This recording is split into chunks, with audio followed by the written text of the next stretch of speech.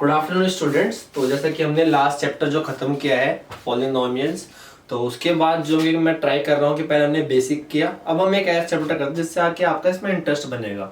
Arithmetic progression simple chapter है, interesting chapter है और मेनली क्या करते हैं बच्चे इसको सॉल्व करने के लिए काफी मतलब कि सॉल्व कर लेते हैं।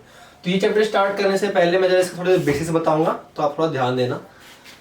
अर्थमेटिक प्रोग्रेशन, अर्थमेटिक का मतलब क्या होता है? अर्थमेटिक प्रोग्रेशन का मतलब क्या होता है? एक ऐसा प्रोग्रेशन, एक ऐसी सीरीज जिसमें क्या होता है अंतर बराबर, उसमें डिफरेंस बराबर हो।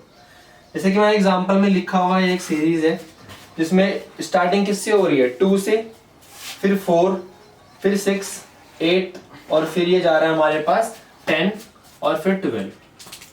तो इसमें कहने का मतलब क्या है? प्रोग्रेशन जो वर्ड है उसका मतलब होता है आगे बढ़ना।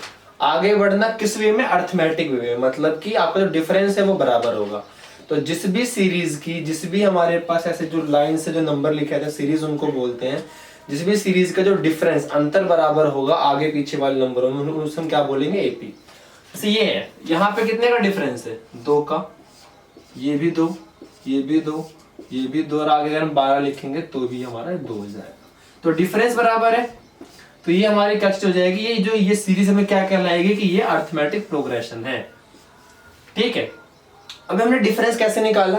डिफरेंस हमें निकाला आगे वाले वर्ड में से, आगे वाला जो हमारा नंबर है उसमें से पीछे वाला नंबर माइनस किया है। तो 4 में से 2 माइनस किया, 6 में से 4। तो इसको भी टर्म करते हैं। इस वाले चीज को जो पहला नंबर सीरीज में होगा, जो सीरीज में पहला नंबर होगा उसे हम क्या बोलेंगे? ए। ये फर्स्ट नंबर है। जो अगला नंबर होगा इसको हम ए भी बोल सकते हैं और A1 भी बोल सकते हैं। इसी तरह से जो अगला नंबर है इसे हम क्या बोलेंगे? A2, A3, A4 and so on. जहां तक मान लो कि आखिरी में कोई मैंने नंबर लिखा है n, तो इस n को, ये n कौन से नंबर पे है भाई? ये तो पहले नंबर पे था, तो हमने क्या बोला? A1। इसे हमने बोला A2, A3 ये बोला। लेकिन जो नंबर n, क्योंकि n क्या है हमें पता नहीं, हमने कहां तक लिया है, ये एक वेरिएबल है, मैंने भी पढ़ाया था लास्ट चैप्टर में, पता नहीं कौन सा नंबर लिखा हुआ है ये, तो इसको हम क्या बोलेंगे? an। ये चीज क्लियर कर लेना, an क्या होता है और n क्या होता है, दोनों में फर्क है। an क्या हुआ कि ये नंबर कौन सी जगह पर है इस सीरीज में, ये नंबर कौन सी जगह पे है, वो तो हुआ an। और n क्या हुआ? उसकी वैल्यू। क्लियर है? देखो, अब सपोज मैंने इसमें एक नंबर लिखा है जो कि है 98।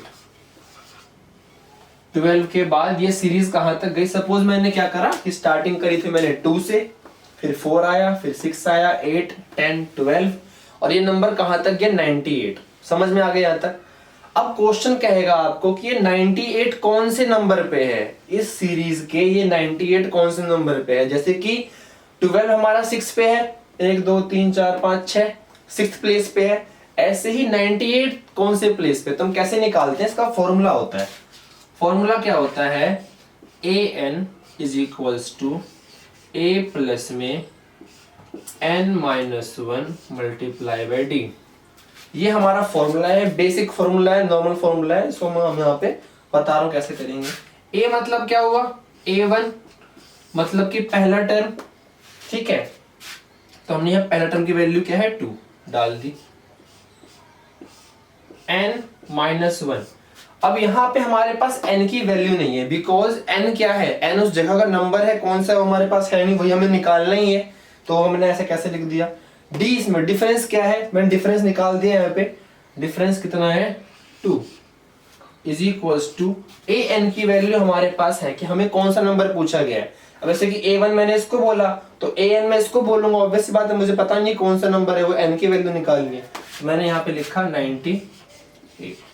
जब आप इस पूरे को सॉल्व करोगे, क्योंकि आप 10th क्लास में, इतने मुझे उम्मीद है आप सॉल्व कर लोगे, तो आपकी n की वैल्यू निकलेगी 49।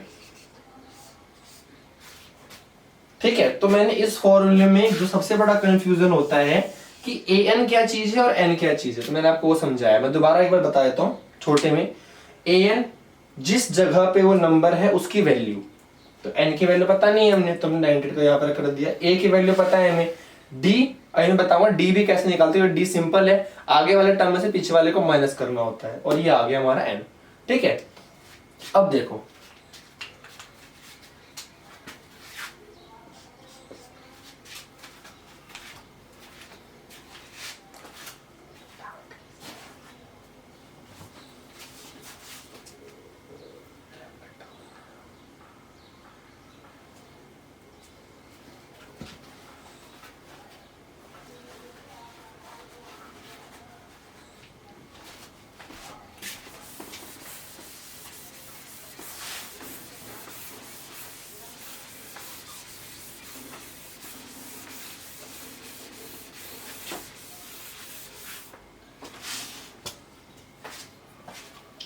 देखो अब हम एक अगली सीरीज ले रहे हैं। सपोज मैंने लिया -3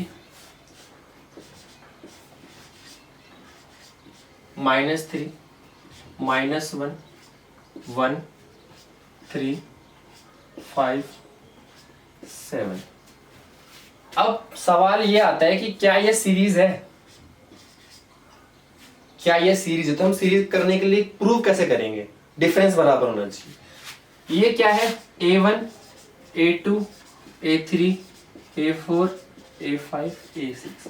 तो जब भी डिफरेंस निकालना होता है आप एक चीज ध्यान रखोगे कि जो आगे वाला टर्म है हमेशा उसमें से पीछे वाले टर्म को माइनस करेंगे।